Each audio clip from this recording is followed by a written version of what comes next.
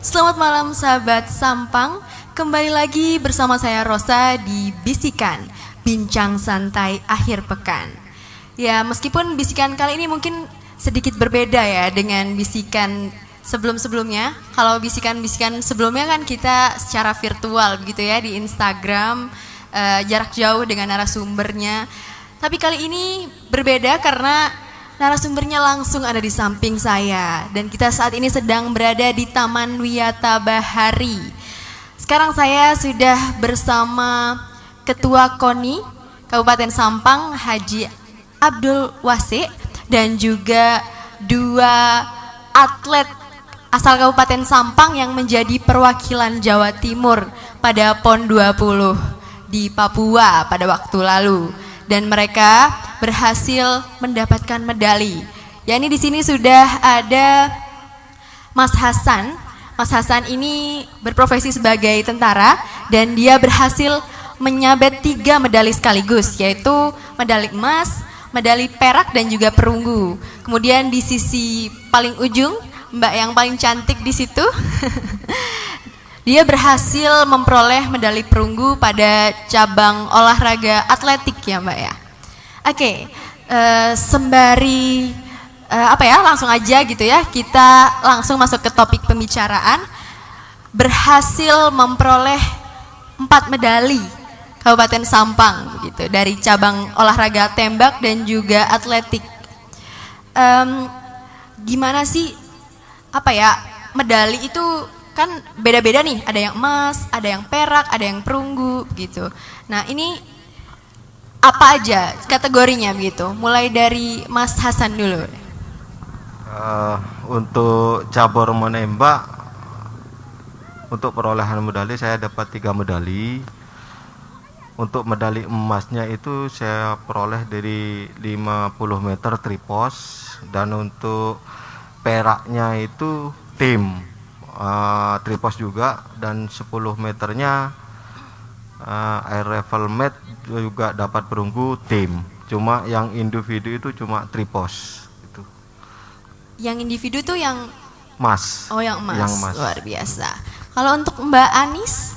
Ya, kalau saya sendiri dari cabur atletik di nomor estafet 4x400 meter putri.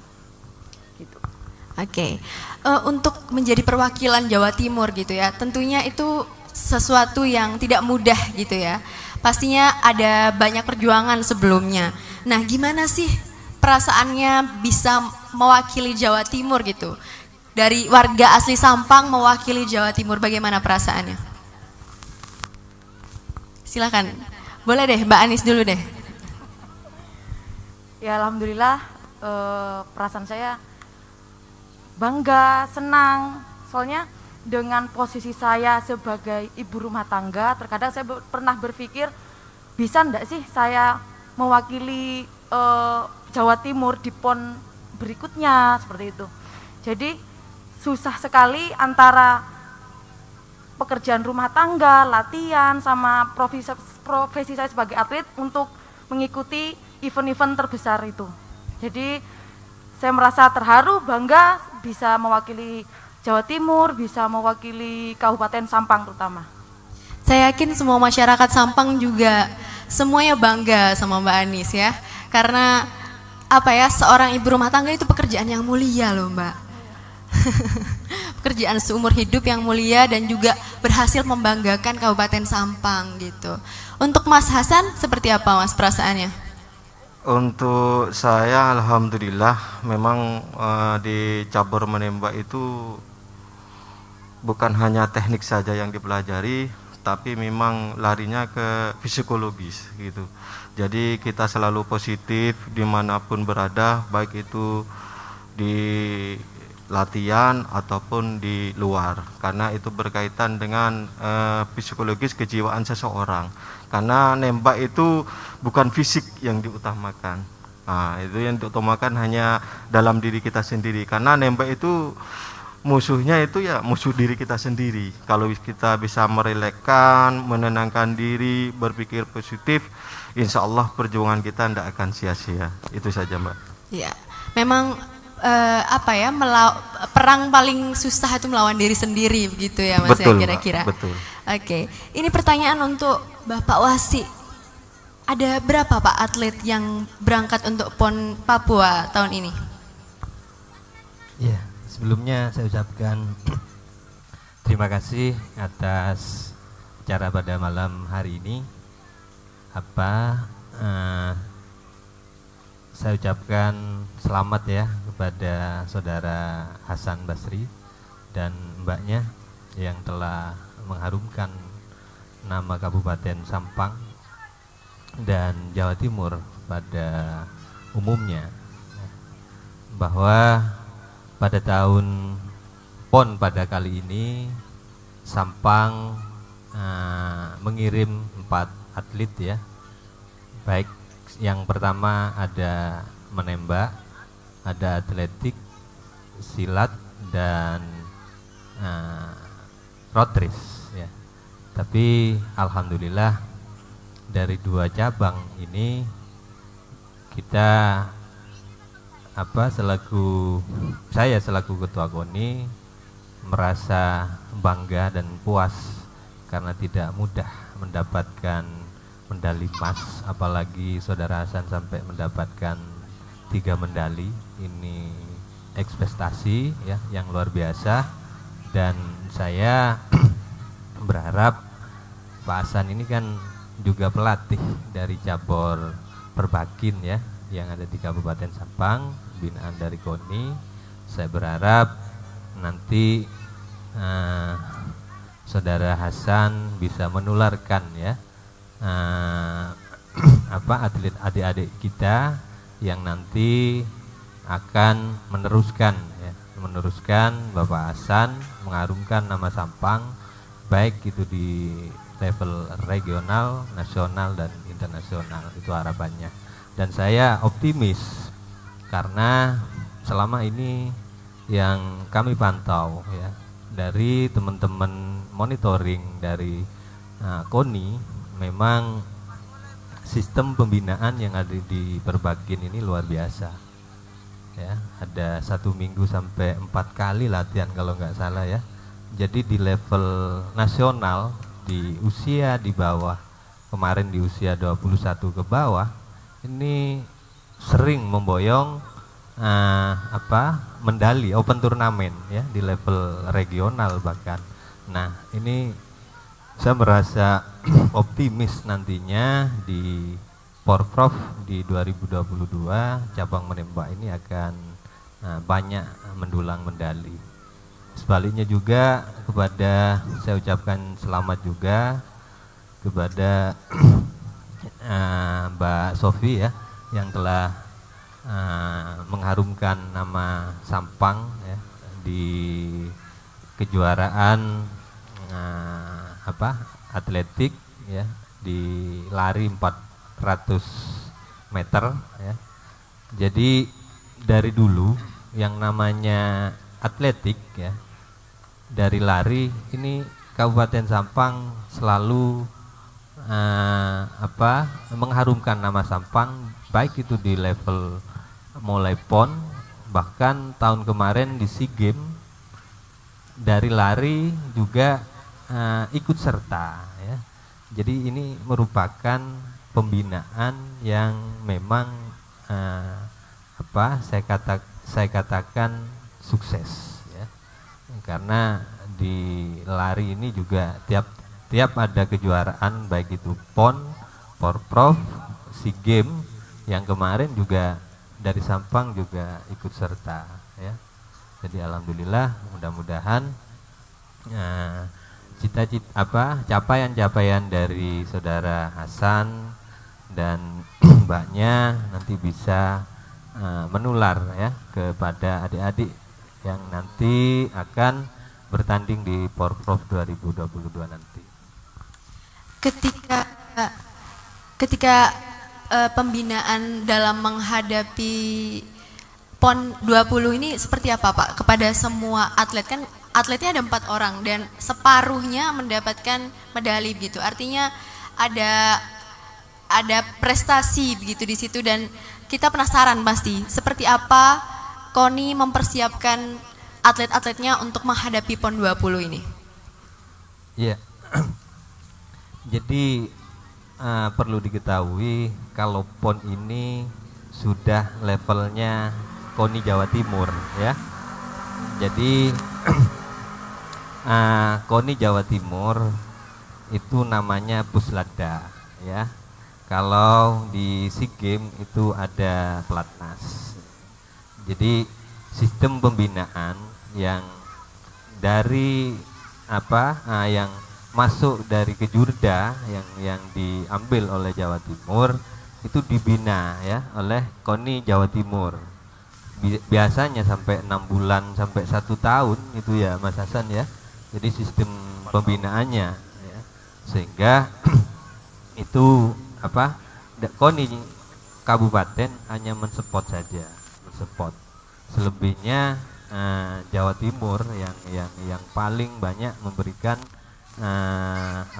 support ya, masalah fisik, stamina, gizi, semuanya lah ya. Itu diatur di Pusladda ya. Jadi itu. Berarti memang para atlet ini memang dipersiapkan seluruhnya ya, mulai dari bangun tidur sampai tidur lagi tuh semuanya. Iya. Kayaknya begitu. Jadi cara makannya ya, cara tidurnya semua diatur. Ya. Memang atlet itu kalau sudah namanya atlet ya, dan atlet itu berprestasi ya harus mau tidak mau harus mengikuti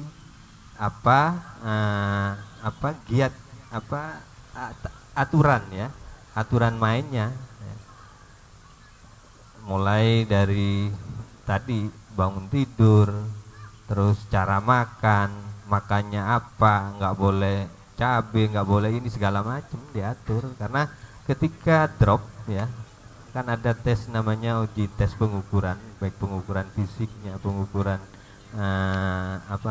IQ-nya, ini segala macam ada. Sekarang kan canggih, ada alatnya semua.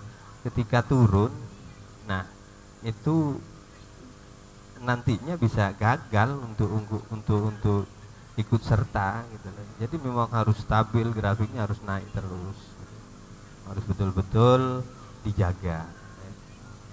Nah itu sahabat Sampang, kalau kalian pengen jadi atlet juga berprestasi seperti Mas Hasan dan juga Mbak Anis, harus mau gitu dijaga makan, olahraga dan tidurnya semuanya harus mau dijaga gitu ya Pak, harus makanya disiplin. Saya tadi salut, apalagi yang namanya ibu rumah tangga kok bisa mengatur pola makannya, masih menjaga suaminya ya, kalau malam dijaga, kalau siang dijaga ya, terus anaknya juga kalau ya gitu. Tapi luar biasa Mbak Anisnya ini bisa mendulang, mendapatkan medali, itu sangat luar biasa. Salut buat Mbak Anis. Oke, ini pertanyaan untuk Mas Hasan dan juga Mbak Anis. Mbak Anisnya kesipu-sipu itu Pak. Dalam menyukai olahraga ini gitu, sejak kapan sih tertarik dan memilih terjun di cabang olahraga itu? Mulai dari Mbak Anis deh, sejak kapan sih suka lari gitu? Kalau awal saya suka lari itu termasuk hobi saya dulu. Jadi hobi saya dulu itu olahraga. Suka kayak kalau ada layangan putus ikut. Ya, ngikut sama yang cowok-cowok tuh ngikut. Jadi hobi. Awal dari hobi akhirnya diikutkan pertandingan di kabupaten. Setelah itu ada seleksi lagi untuk kejuaraan selanjutnya, sampai saya bisa ikut kejuaraan nasional itu antar pelajar tuh. Itu posisi saya waktu pertama kali nasional seperti itu. Jadi mulai dari SD kelas 3 kalau nggak salah itu saya sudah mulai ikut latihan di Pasi Sampang seperti itu, sampai punya anak 1 masih lari-lari. Untuk Komandan Hasan seperti apa, Komandan? Saya ikut di Berbakin itu tahun 2009. Memang di situ butuh pengorbanan juga. karena di cabur menembak perbakin itu peralatan yang sangat mahal memang, tapi dalam waktu ke waktu perjalanan setiap event selalu saya evaluasi di situ kekurangan yang ada dalam diri saya, terus saya evaluasi sehingga pada saat menjelang PON 2012 alhamdulillah saya mendapatkan medali emas tim 2, terus 2016 itu dapat emas 1, perak 1, perunggu 1. 2021 ini di PON Papua alhamdulillah masih tetap untuk yang 50 meter triposnya itu masih dipegang saya, karena waktu 2016 saya juga nomor 1 di triposnya individunya. 2021-nya di PON Papua alhamdulillah masih saya yang megang triposnya. Pada waktu itu nilainya di 2016 11.34, di PON 2021 Papua 11.41, pecah rekor ya, rekor. Itu saja. Kalau saya bilang raja tembak ya gitu ya. Ya, ini pertanyaan untuk Pak Wasi. Gimana sih Pak prosesnya atlet-atlet Sampang ini mulai dari daerah ya sampai jadi perwakilan provinsi, itu seperti apa sih Pak regulasinya? Gimana kok bisa seleksinya? Apa ada seleksi tertentu? Seperti apa Pak? Ya, memang untuk jadi atlet itu tidak mudah ya, karena memang namanya prestasi itu memang harus dimulai dari usia dini. Tadi Mbak Anis bilang mulai dari dia gemar, mulai dari kecil SD dia suka ngejar-ngejar layangan, tapi untungnya bukan ngejar copet. Ya nggak tahu, mungkin pernah juga ngejar sampai dapat ya, bisa jadi. Tapi memang atlet ini butuh pengorbanan, Mbak ya. Semua atlet-atlet yang saya pantau ya, ini pengorbanannya luar biasa. Dia meninggalkan proses belajar mengajarnya ya, proses belajar ya, dia pasti ketinggalan. Terus dia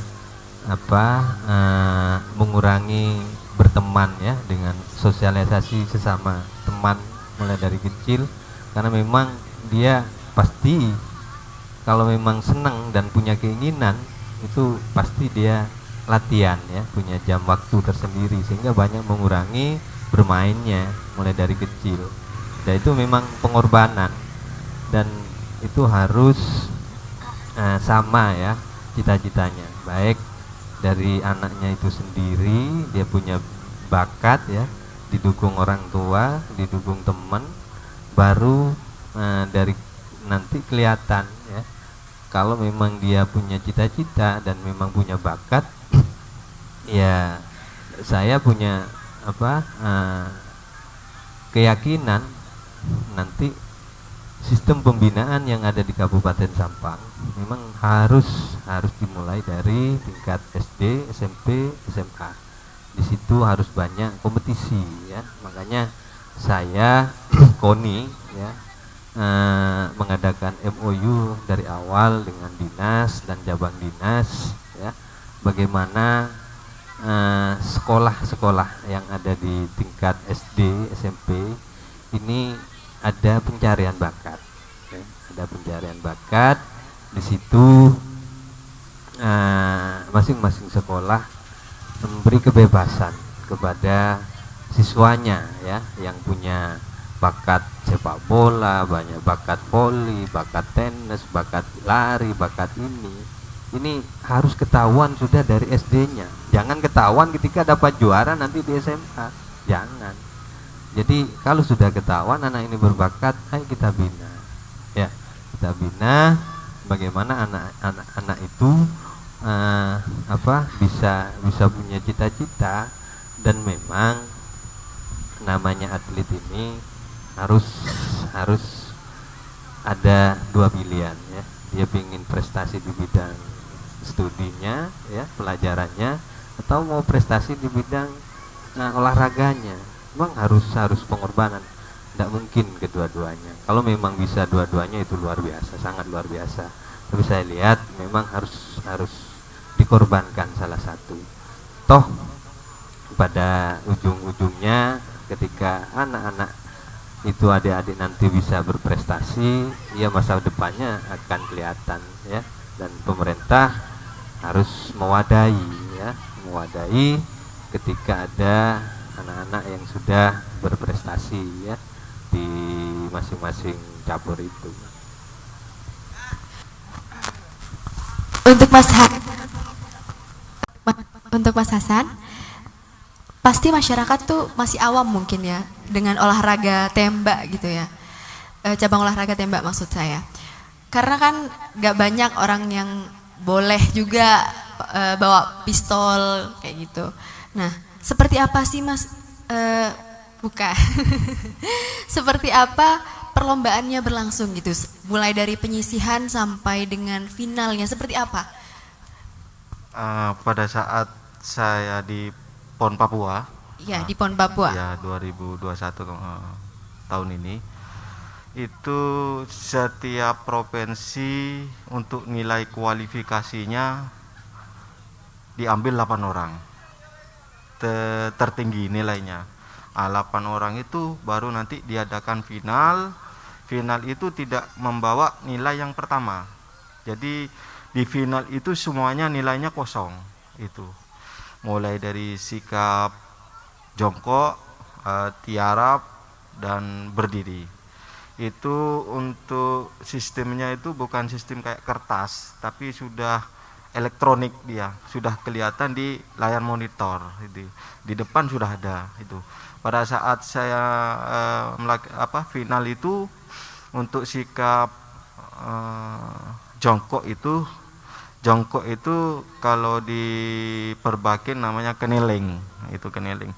Jadi itu kelihatan jelas bahwa itu saya sudah masih di posisi nomor 3 di situ.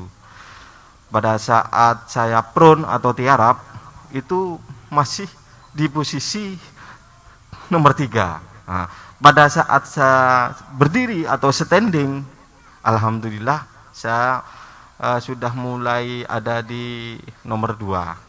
Terakhir baru saya itu di nomor 1. Alhamdulillah, saya bersyukur sekali, saya sama Allah, saya bersyukur, saya langsung saya sujud syukur, karena di situ final memang butuh penguasaan diri, ketenangan, kerelakan, pokoknya harus diri kita ini harus dikuasai. Itu memang penonton yang di belakang sudah sudah bersorak-sorak ya di belakang, tapi saya tetap konsisten dan konsentrasi biar tidak terpecah konsentrasi saya. Itu setelah saya dilihat di monitor itu kurang 2 kali tembakan sudah jauh ketinggalan yang nomor 2. Sudah bersyukur, sudah merinding pada saat itu. Ini insya Allah pasti menang saya. Sudah dalam pikiran saya. Tinggal 1 tembakan sudah, nilainya sudah jauh sama saya. Jadi harapan nomor 1 itu sudah jelas di situ, karena kelihatan jelas di monitor di depan saya itu. Sudah saya bersyukur sekali sama Allah, sudah dikasih juara, dapat medali individu di situ, dipertahankan pada saat 2016 dan di PON Papua ini. Itu aja, Mas. Kalau untuk tolak ukurnya apa sih Mas? Kalau untuk penilaian cabur menembak itu apa tolak ukurnya? Untuk tolak ukurnya ya setiap kita latihan itu kan ada penilaian tersendiri, itu versinya pelatih, karena setiap kejuaraan kan ada penilaiannya. Jadi jangan sampai untuk Jawa Timur ini, karena melihat kita tanding itu kan ada yang lebih meningkat daripada saya juga ada pada saat itu, cuma itu tidak pernah pelatih ngasih tahu ke atletnya. Jadi atletnya yang punya teknis untuk supaya atlet itu bisa bersaing dengan provinsi lain. Untuk Mbak Anis, untuk finalnya ada berapa orang, Mbak? Kalau untuk final itu kan ada 8. Jadi satu kali pertandingan itu ada 8 tintasan. Jadi total kemarin itu yang masuk final itu ada 7. Ada 7 orang, dan saya dari tim Jawa Timur saya dipercaya menjadi pelari pertama saat itu waktu di PON Papua kemarin. Untuk kalau bagi Mbak Anis nih ya, daerah mana sih yang paling sulit buat dikalahin gitu? Dan kenapa? Kalau masalah daerah mana sih yang terkuat, semua tuh kuat.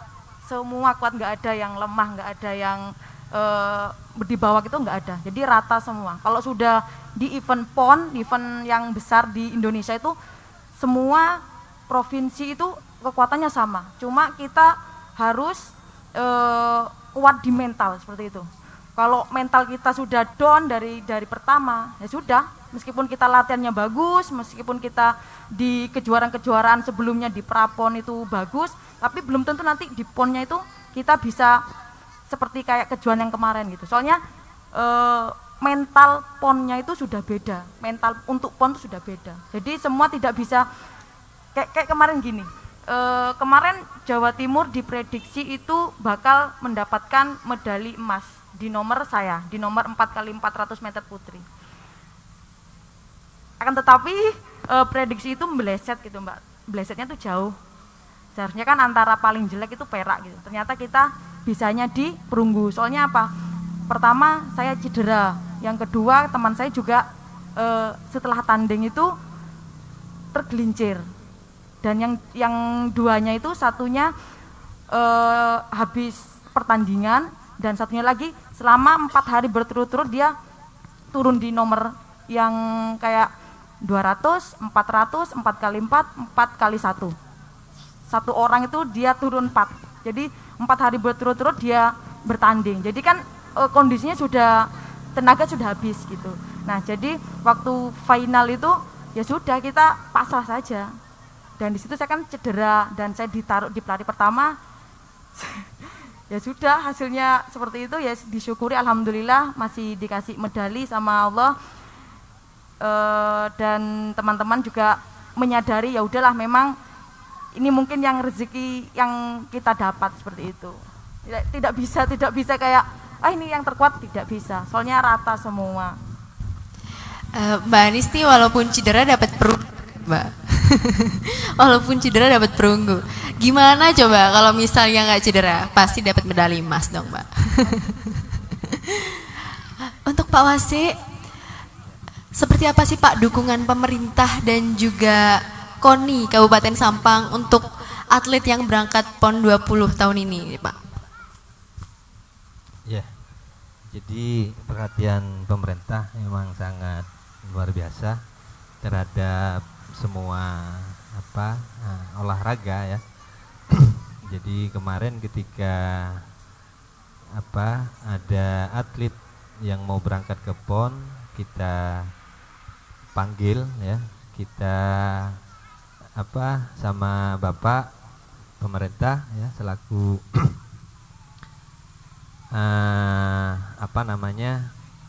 dipanggil untuk diberikan motivasi ya, bagaimana motivasi itu bisa menguatkan ya, baik mental segala macam, karena Bapak merasa bangga ketika ada atlet Sampang ya, yang akan berlaga di PON kemarin, dan alhamdulillah kemarin keempat-empatnya dipanggil ke Pemda, dan ya walaupun namanya kondisi sekarang memang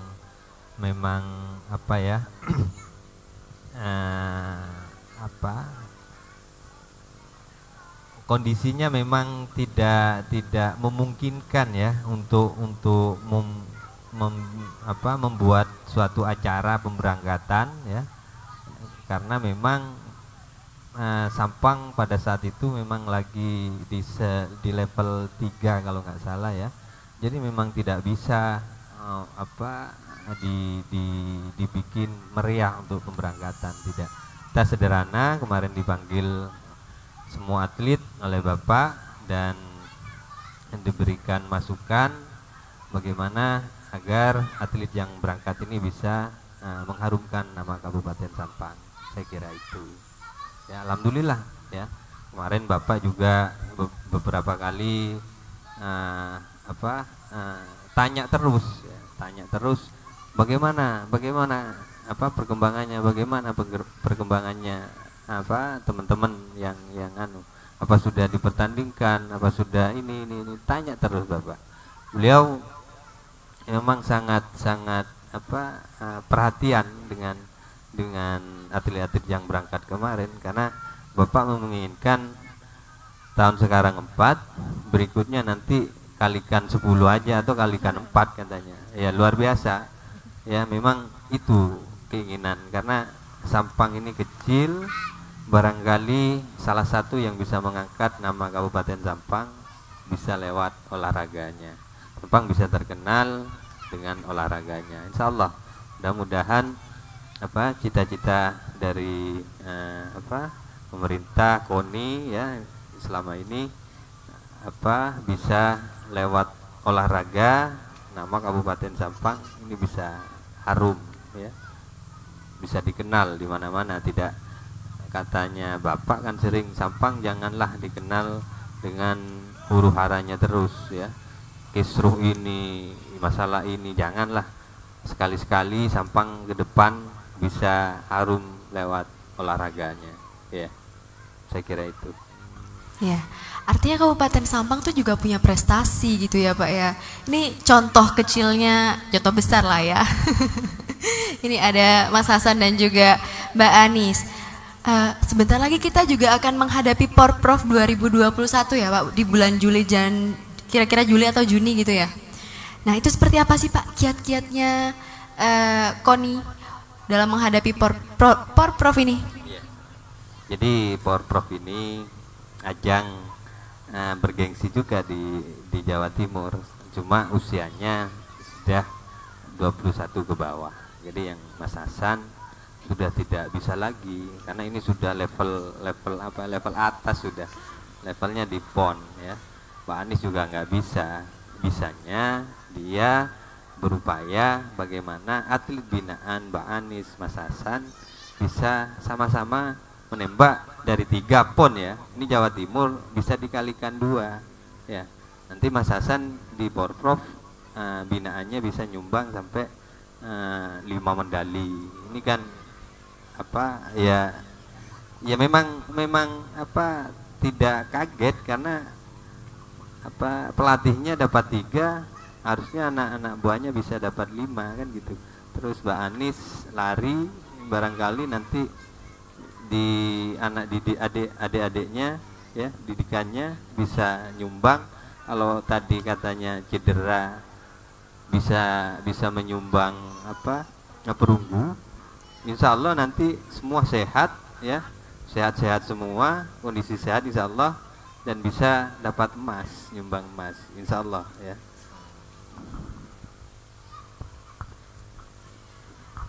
Oke, untuk Mas Hasan dan juga Mbak Anis, selama ini kan sudah berapa tahun berkarya di bidang olahraga ini, apa sih prestasi apa saja yang sudah diperoleh? Maksudnya prestasi yang paling dibanggakan bagi pribadi masing-masing gitu. Mulai dari Mbak Anis dulu deh. Kalau dari pribadi saya, ini kesempatan saya dapat mengikuti PON itu sudah 2 kali. Jadi waktu di PON Jabar tahun 2016 dan PON 20 ini yang di Papua. Jadi apa ya, prosesnya itu aduh panjang sekali gitu Mbak ya. Mulai dari mulai dari saya dulu pernah masuk ke tim Puslada juga waktu persiapan PON Riau, kalau nggak salah itu PON Riau itu waktu 2012 itu di mana Mas? Di Riau. Riau ya, waktu di Riau itu saya pernah masuk Puslada tim PON Jawa Timur, tapi hamin 2 bulan saya kecoret. Di situ aduh itu pengalaman tersakit gitu Mbak. Jadi soalnya kan saya persiapan sudah lama, terus kurang 2 bulan saya kecoret. Tapi kan saya pikir masih ada kesempatan lagi. Jadi setelah itu saya ikut pertandingan lagi, ya kejuaraan-kejuaraan lagi di kejurnas gitu itu. Terus setelah itu saya bisa mengikuti PON di Jabar itu. PON di Jabar. Setelah itu setelah PON Jabar saya menikah. Setelah menikah saya melahirkan. Nah itu proses ke antara setelah melahirkan sampai saya latihan lagi tuh H+3 bulan. Setelah 3 bulan saya melahirkan, saya latihan lagi. Motivasi saya tuh biar bisa ikut PON gitu. Saya pengen ikut PON lagi gitu. Jadi saya di situ berusaha lagi gimana caranya biar bisa ikut PON lagi di PON Papua ini. Jadi event terbesar saya yang selama ini saya ikut itu di PON Jabar sama di PON Papua. Itu. Luar biasa ya Mbak perjuangannya. Saya nggak bisa bayangin kalau habis melahirkan 3 bulan terus latihan lari-lari gitu ya. Untuk Mas Hasan seperti apa Mas? Apa sih prestasi yang paling Mas rasa bangga banget gitu? Memang saya mengikuti PON itu semenjak saya PON di Riau itu masih mendapatkan medali emas itu tim. Karena untuk mendapatkan medali emas individu itu susah di situ. Jadi untuk pelatih itu mengupayakan supaya kamu itu jangan tim. Jadi tim boleh kamu itu emas, tapi perorangannya pun kamu harus emas juga. Nah, saya berpikir di situ. Jadi pada setiap saat ada kejuaraan, saya selalu evaluasi di situ apa kekurangan saya. Jadi pada saat 2016 sebelum PON itu pernah saya itu dimarahi sama pelatih saya itu pada saat sebelum kurang 1 bulan, karena pada saat itu memang kondisi saya pada waktu kejuaraan itu nilainya turun ngedrop. Jadi dikasih tahu sama pelatih bahwa sebentar lagi kamu akan PON, jadi jangan disia-siakan. Coba kamu cari terus tekniknya, pelajari dalam dirimu sendiri apa kekurangannya. Kalau secara teknik teori itu pelatih di luar bisa, tapi yang dari dalam itu kan kamu sendiri yang tahu, kayak gitu. Jadi kurang 1 bulan itu terus saya pelajari, latihan, selalu saya evaluasi. Alhamdulillah pada saat itu saya dapat juara 1 medali emas individu. Itu pun bedanya cuma 0,1. Itu pun sama-sama Jawa Timurnya. Itu yang saya dapat medali emas perorangan, yang satu tim sama saya mendapatkan perak perorangan. Pada saat 2021 ini di Papua, alhamdulillah masih untuk triposnya ini masih bertahan di saya. Alhamdulillah itu saya bersyukur sama Allah. Itu aja Mbak. Saya pernah dengar selentingan gitu ya, selentingan. Saya dengar Mas Hasan pernah meraih juara ya di internasional, benar? Ya, di Vietnam. Di Vietnam itu setelah PON pada saat itu.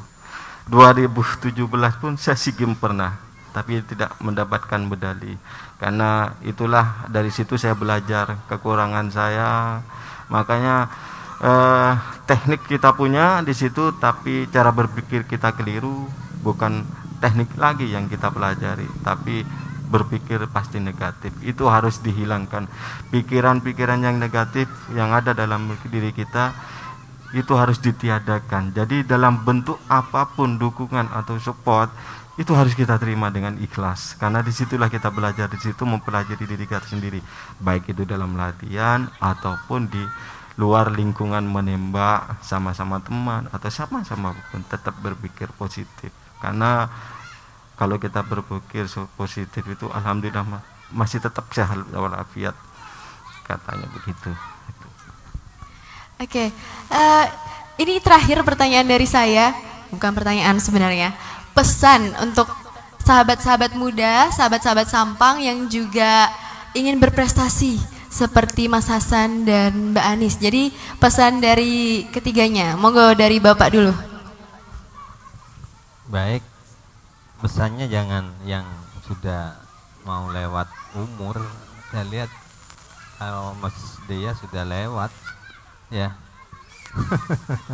Jadi prestasi itu memang cita-cita ya, dan ada bakat dari seseorang dari usia dia anak-anak, dia sudah kelihatan punya bakatnya apa ya. Ketika dia ada bakat misalkan sepak bola, sudah arahkan aja anak itu ke sepak bola. Dan kalau dia memang bakatnya bulu tangkis, dari dini sudah harus mempersiapkan mental ya, karena namanya prestasi ini banyak lika-liku tadi katanya Mas Hasan. Lika-liku mulai dari latihan, mulai dari ditinggalkan teman, segala macam lah, banyak ya. Tapi ketika itu lewat ada pepatah ya, bersusah-susah dahulu, bersenang-senang kemudian. Inilah ya pencapaian dari seorang atlet berprestasi. Kalau memang ingin berprestasi, tirulah Mas Hasan ya, tirulah Mbak Anis ya. Jadi belajarlah dari Mas Hasan, belajarlah dari Mas Anis, bagaimana pengorbanan ya, semuanya pengorbanan, punya cita-cita dan dukungan dari orang tua juga. Katanya Mas Hasan, kalau kita sudah berprestasi kita enak gitu loh ya, tapi dari awal mindset terhadap anak itu memang harus ditanam. Jangan tanamkan anak itu sesuatu yang ada materi ya, jangan. Anak-anak itu dari dini jangan dikasih urusan materi. Dia beri semangat ya, beri semangat bahwa kamu mampu, suatu saat kamu akan tercapai cita-citanya ketika memang semangat kamu ya, mindset tadi katanya Mas Hasan harus bersih ya. Orang tua juga harus rela ya, juga harus rela. Namanya anak-anak ya banyak persoalan, tapi ketika anak-anak, orang tua, teman semua mendukung mulai dari dini, saya yakinnya bahwa suatu saat anak itu akan berprestasi ya. Saya kira itu. Silakan Mas Hasan, pesannya untuk sahabat-sahabat Sampang yang juga ingin berprestasi. Alhamdulillah, saya juga sebagai pelatih di cabur menembak yang dipersiapkan nanti di Porpov 2022. Saya merasa bersyukur karena atlet saya di cabang olahraga menembak sudah menjuarai di tingkat nasional. Memang mulai dari awal saya sudah persiapkan, memang sudah tak kasih tahu. Yang penting mindsetnya katanya ketua KONI harus bersih gitu. Kalau ada hal-hal yang lain, bukan nanti di pertandingan itu keluarnya teknik, malah hal-hal yang di luar teknik itu, karena menembak itu yang dipelajari diri kita sendiri. Mungkin sama di setiap cabur, mungkin sama. Makanya atlet itu tidak boleh dibebani hal-hal yang lain. Atlet itu khusus berlatih dan berlatih itu. Kalau mau berhasil itu ya sudah berlatih dan berlatih. Untuk hal-hal yang lain itu versinya pelatih. Jangan sampai atlet ini berpikir yang lain di luar kepelatihan atau teknik cabur itu sendiri. Memang nanti saya sudah persiapkan, sudah saya laporkan ke ketua Perbakin juga, sudah saya laporkan ke ketua KONI juga. Mungkin kekurangan yang ada, insya Allah katanya akan didukung oleh ketua KONI itu saja. Untuk Mbak Anis? Ya, sebelum saya memberikan motivasi dari saya sendiri, saya ingin berbagi cerita. Apa itu motivasi yang saya pegang saat ini sampai hari ini ya gitu ya. Jadi motivasi saya dulu itu sebelum saya mengikuti ajang PON, dulu yang paling mendukung saya itu orang tua saya, termasuk almarhum bapak saya. Itu dulu saya sempat momen yang paling tersedih menurut saya, momen yang paling patah hati gitu. Jadi waktu saya kualifikasi PON, kualifikasi untuk PON Riau kalau nggak salah itu waktu itu saya besok akan final. Dulu itu saya di nomor 800 meter kalau nggak salah. Saya itu mau final besok. Setelah itu ada kabar dari keluarga, kalau nggak salah dari pelatih. Soalnya waktu itu keluarga tidak ada yang berani mengabari gitu. Jadi saya dapat kabar dari pelatih itu kalau bapak lagi kritis gitu, kamu segera pulang. Loh pak, saya mau final besok, ini gimana? Gak apa-apa wes, besok kamu jam 8 sudah harus di sini ya, sudah harus di rumah. Loh terus final saya gimana? Saya padahal kan sudah janji sama bapak, waktu saya berangkat itu saya sudah pamitan, Rama saya mau berangkat tanding, buat doakan semoga saya lolos untuk PON Riau. Waktu itu beliau menjawab, ya pulang bawa medali ya, terus nanti kalau dapat bonus saya minta gitu. Waktu itu saya jawab, ya siap, saya bakal bawa medali waktu itu. Setelah itu saya mau final itu ternyata dapat kabar itu, saya tanya kenapa, nggak ada yang mau jawab, cuma bilangnya bapak kritis gitu. Akhirnya saya dikasih pilihan antara melanjutkan final sama pulang, seperti itu. Dan di situ saya waktu itu posisi saya bingung gitu Pak, soalnya ini posisi di mana yang diharapkan bapak saya bisa ikut pertandingan di PON, bisa ikut event-event nasional seperti itu. Jadi saya bingung, akhirnya saya memutuskan untuk pulang. Mungkin belum rezeki saya di sini, ya udah saya pulang.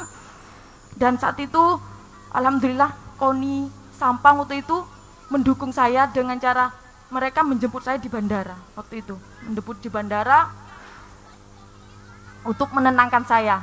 Tapi saat itu masih belum bicara kalau bapak sudah tidak ada, seperti itu. Jadi saya waktu itu pulang dengan bawa koper tapi tanpa medali. Sampai rumah, kok rame, ada apa, kok pelatih nggak bilang gitu, ada apa, enggak kok bapak kritis. Tapi setelah saya masuk ke rumah itu, waduh, bapak sudah nggak ada gitu. Padahal posisi saya waktu itu, saya mau bawa medali gitu. Saya bisa bawa medali, bawa bonus buat bapak gitu, tapi kok kayak gini gitu, kenapa kok mau prestasi kok susah banget gitu loh Mbak. Gimana kelanjutan saya setelah saya kehilangan bapak, padahal yang mendukung saya buat berprestasi bapak waktu itu. Saya cuma saya mau mundur waktu itu, saya nggak bisa. Tapi mau gimana, ibu bilang bisa, nggak apa-apa, itu mimpinya bapak kamu, kalau bisa coba dilakukan dulu, mungkin nanti rezeki biar bapak kamu seneng. Yaitu ikut pertandingan lagi, nyoba bangkit lagi, tapi masih mikir gitu Mbak, masih saya enggak mau lagi gitu, saya enggak mau lagi, tapi dari keluarga, dari pelatih semua mendukung, enggak apa-apa, yuk kamu bisa. Yaitu saya coba lagi, ternyata saya bisa mengikuti PON yang di Jabar itu. Cuma megang medali, pengalungan medali itu teringat sama bapak semua gitu. Dan alhamdulillah waktu pengalungan medali itu, sebelum Bapak Bupati itu menjabat jadi bupati yang sekarang, itu sempat datang dan mengalungkan medali saat itu. Saya melihat sosok bupati yang sekarang itu seperti kayak bapak gitu, yang dari Sampang datang gitu, mengalungkan medali buat saya, kayak rasa ini bapak saya gitu. Jadi motivasi dari saya, jangan pernah takut bermimpi dan